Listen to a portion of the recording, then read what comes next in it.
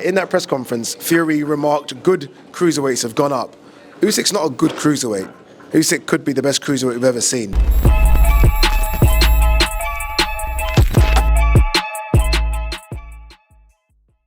Danny Gaffon here for Pro Boxing Fans. We're in Manchester, where Zelfa Barrett has just stopped. Jordan Gill. Ade Oladipo, always good to see you. Just talk me through the fight. I mean, a lot of people I speak to seemed like they had Jordan up at the time of the stoppage, but some crippling bodywork from Zelfa Barrett to bring it to a close. Yeah, I always find it difficult when you're watching it ringside and you're not properly scoring it, doing your 10-9s or 10-8s. It's hard to score, but going from what I was watching, I thought Jordan was up as well. I don't know by how much, but it felt like if you had to kind of score around, I almost felt like sort of Zelfa sort of started well and ended well, but Jordan kind of got the meat of it. And it felt like that was kind of a rinse and repeat throughout until obviously he got put down. And not only that as well, I was questioning whether or not Jordan could handle Zelfa's power. And Zelfa landed a couple of really big shots, stinging shots early, and he seemed to take the power. So I was like, okay, Jordan's here to stay. But in the end, I think Zelfa, once he really sat on the shots and those body shots, I mean, how Jordan got up from both of those. I mean, how he got up from the second one, I have no idea. So it's credit to him, but I think Zelfa showed that he's just a bit too big, maybe a bit too fresh, and ultimately maybe just a bit too good for Jordan at this stage of his career. The talk before the fight was that the winner would push on to a world title shot potentially. Is that what you'd like to see next for Zelfa Barrett? Yeah, I mean, if you're Zelfa, that's what you want. He's had one already. Let's not forget he fought Shavkat Rakhimov for world title shot in Abu Dhabi. So he's had the shot. I mean, I think you almost have to ask him. So if you were to ask Zelfa, would you want a world title shot against a Lamont Roach type or an Ashaki Foster if you can't get Joe Cordina? Or would you want a big name non-world title shot like an Oscar Valdez? Potentially in America, I think he might go for an Oscar Valdez. I think he wants the Joe Cordina fight. We all thought that was going to happen.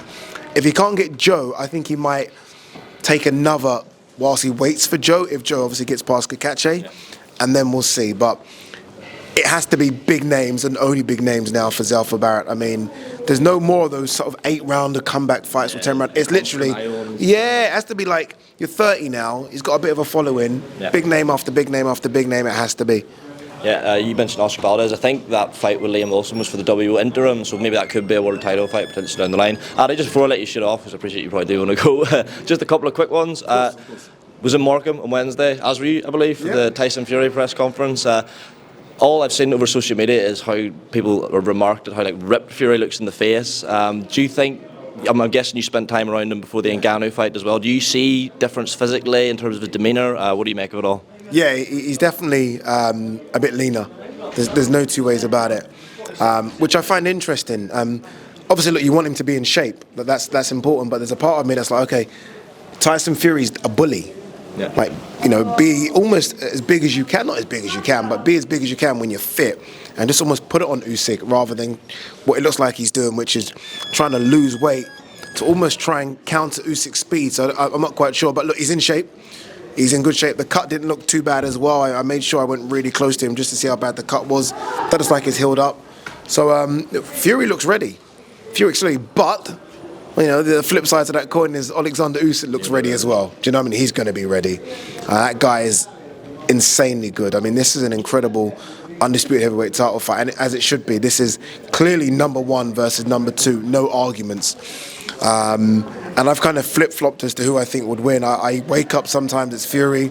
I see Usyk do some juggling, nothing to do with boxing. I think, okay, Usyk, because I think he's a genius. So, look, I just hope there's no hiccups in the lead up to it. I mean, we were this close before, and February 17th got pushed back to May 18th, so hopefully no problems. Fury comes through camp, Usyk comes through camp, and we get a ridiculously good undisputed heavyweight title fight. An interesting thing Tyson touched on in that press conference, which I'm sure you remember, he started reading off all the cruiserweight champions who had gone up to heavyweight, and in his words, eventually when they faced an elite heavyweight, got found out. And then I read Barry McGuigan's column in the Mirror, and he said if he's comparing Usyk to these other heavyweights, he's in for a rude awakening. And he also says Tyson Fury is not necessarily an elite heavyweight. Just, what do you think? Oh no, Tyson Fury is certainly elite. It's a good thumbnail, by the way. Yeah, no. Ooh. Tyson Fury is certainly elite. But you're right, in that press conference, Fury remarked, good cruiserweights have gone up. Usyk's not a good cruiserweight. Usyk could be the best cruiserweight we've ever seen. Like, it could be, right? If Ade Oladipo it's number 1A, 1B. I think Alexander Usyk is sensational. And Usyk now is a fully fledged heavyweight. He's been a heavyweight for 4 years? So this isn't someone that's just come up now and tried to put on a bit of weight to compete with the big boys. He is now a big boy. He's 6'3", he's 16 and a bit stone. He's special. And I wonder if Fury's trying to convince himself with trying to think of those stories, because he's never said anything like that before. Before, he was always talking about a Ukrainian middleweight. Now he's like really giving Usyk attention. So, look, Fury's not silly. He sells a fight and he sells it well, but he knows what's coming. He understands what's in front of him. He understands the challenge that Alexander Usyk brings, and that's why it's now serious Fury as opposed to what it was with Ngannou, which was jokey, top off, having fun. He's now fully focused, and I would never ever bet against a fully focused Tyson Fury. I did it when he went to Dusseldorf and I was proved wrong. I did it when he fought Deontay Wilder the first and second times and I was proved wrong. When he said he was going to go right at Deontay Wilder and everyone started laughing. Never betting against him. But Alexander Usyk is special, so I have no idea. What approach do you expect Tyson to take in this fight? I mean, we saw the sort of like two versions of Tyson Fury. You know, we've got the wrecking ball approach you mentioned there against Wilder, and then the back foot sort of slicks there that, as you said, in Dusseldorf to throw in Klitschko. Which approach do you think he'll take, and can he revert to that sort of back foot herky-jerky style if he needs to? Do you think he still has it in reserve? No, not to the way he had it when he fought Vladimir Klitschko. He was 27, 26, 27 when he did that. Age is just age. I don't care who you are. Unless you live like a nun, like a Bernard Hopkins or a Floyd Mayweather, where you can maybe defy age, and even they had to change their style, you know. And Floyd, let's be honest, Tyson doesn't live like that, or hasn't lived like that. So I think it is a wrecking ball thing, which is why I was surprised he was so slim, because I almost feel like he needs his size just to kind of just put it on Usyk. Don't get me wrong, he did it a bit against Ngannou when he realised, okay, Ngannou's quite strong, he kind of fought on the back foot. That ain't getting the job done against Alexander Usyk. So I think he needs to put it on him, make Alexander Usyk work for this, and then we'll see. Because what Usyk likes to do is almost give the first 5 rounds away. He doesn't really work, and then he starts to go through the gears. I feel like if Tyson Fury can put on Usyk and make Usyk work, Usyk's no spring chicken either. What is he, 36, 37? Make those old legs work as well, and then we've got something different. I almost feel like both fighters are going to have to just find a reserve that we might not have seen before to get the job done. And that's what it should be. This is an undisputed heavyweight title fight. This should be so difficult. And I want it to be, and I think it will be.